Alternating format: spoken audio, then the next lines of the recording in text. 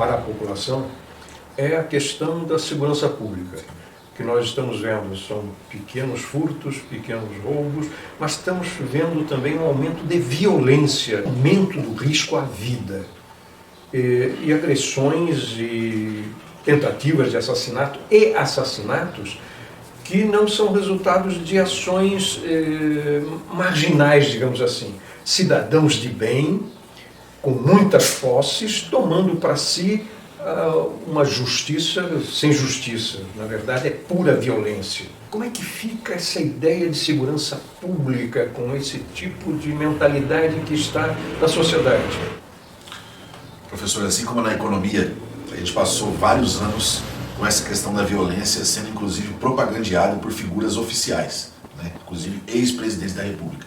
Então a violência ela se tornou algo comum no cotidiano do brasileiro, nas redes sociais, e das redes sociais passou para a realidade. Nós precisamos fazer o caminho de volta, nós precisamos fazer a sociedade brasileira ser uma sociedade mais pacífica, conviver melhor, né? E a violência precisa ser diminuída, e a questão da segurança pública ela é um assunto muito grave, polêmico, mas que ela está presente na vida de todo mundo, inclusive de quem mora nas periferias e inclusive de quem mora em favelas e comunidades. Todo mundo que tem algum bem de consumo que conseguiu com o seu trabalho, não quer que aquele bem de consumo seja roubado ou furtado de você. Então, a segurança pública é algo que vai do mais rico ao mais pobre e precisa ser debatido em Ribeirão Preto. O que a gente propõe como princípio, né, inclusive da nossa atuação enquanto grupo político?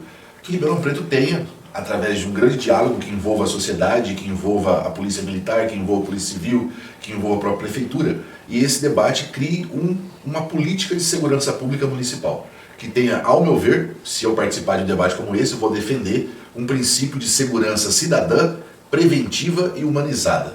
Ou seja, com a participação do cidadão, que o cidadão não seja o inimigo do sistema de segurança, mas que seja um parceiro, né? Preventiva, aquilo que vai fazer com que você previna as atitudes de violência e de crime, e não só faça o combate e a repressão, porque muitas vezes é enxugar gelo, né? E humanizada, porque nós precisamos enxergar todo mundo como seres humanos, né? E às vezes a desumanização, inclusive de certos setores da sociedade, certos espaços, inclusive em territórios, é muito ruim. Então, uma segurança pública que seja esses três aspectos, né? Cidadã, preventiva e humanizada.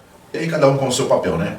A polícia militar tem o papel dela, de rondas, inclusive com certa repressão, né? De rondas ostensivas. Eu acho que a polícia militar se fortaleceu demais nesse período bolsonarista, nesses últimos anos. Ela precisa inclusive ser um pouco refreada, e quem diminuiu muito foi a polícia civil, que é a polícia investigativa, a polícia judiciária, que precisa ser fortalecida para poder voltar a ter um equilíbrio, e isso é algo que a gente vai discutir com o governo do estado, através das forças políticas de Ribeirão Preto, fazer com que o governo do estado possa novamente fortalecer a polícia civil, não é? E fazer esse equilíbrio com a polícia militar, cada um tendo o seu papel aqui dentro de Ribeirão Preto.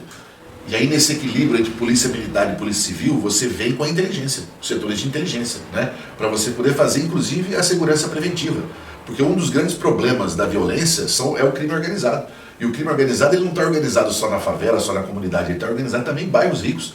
E o processo de inteligência faz com que você desmonte esse crime organizado e que você possa diminuir a violência para isso. Mas nós temos que ter esse equilíbrio, que foi algo que ao longo dos anos foi sendo desequilibrado. A polícia militar muito fortalecida e a polícia civil muito desfavorecida. Esse equilíbrio precisa voltar a fazer, mas isso é um papel do governo estadual, mas que Ribeirão Preto, através das suas forças políticas, tem a sua responsabilidade.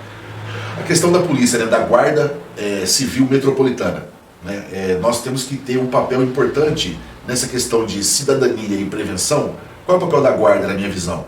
É estar presente nos espaços públicos de Ribeirão Preto para poder prevenir o processo de violência, o processo de crime. Corredores comerciais, tanto do centro quanto da periferia, escolas, postos de saúde, centros comunitários, ou seja, a população vê a presença da Guarda Civil Metropolitana, mas não como um processo repressivo, mas como um processo cidadão, né, de diálogo com essa guarda e de prevenção, principalmente de prevenção, do sentido humanizador da palavra. O próprio desenvolvimento de Ribeirão Preto de maneira igualitária, de maneira menos desigual, favorece a questão da segurança. Tem algumas questões que são importantes. A gente defendeu muito aqui ocupação de praça, ocupação de espaço público, zeladoria cidadã, hortas comunitárias. A gente está levando a vida para as periferias e para os bairros. Ribeirão Preto crescendo como um todo. Isso também ajuda a questão da segurança. Um fator que para mim é fundamental é a iluminação. Eu ando pelos bairros da cidade e pelas periferias e elas são escuras. Elas são escuras, né? Passa das 18 horas, a luz do poste acende e é como se não tivesse aceso. Então, assim, uma iluminação em Ribeirão Preto é fundamental. Eu sei que esse processo foi terceirizado, inclusive aumentou taxa, o prefeito prometeu iluminar a cidade inteira, parece que vai sair, isso não vai acontecer, mas se não acontecer isso, a iluminação para mim é um fator importantíssimo, né? De prevenção do crime, de prevenção da violência. É um dos fatores que nós precisamos estar atentos. Então, segurança pública, ela faz parte da minha vida, da sua vida, da vida do mais rico, da vida do mais pobre.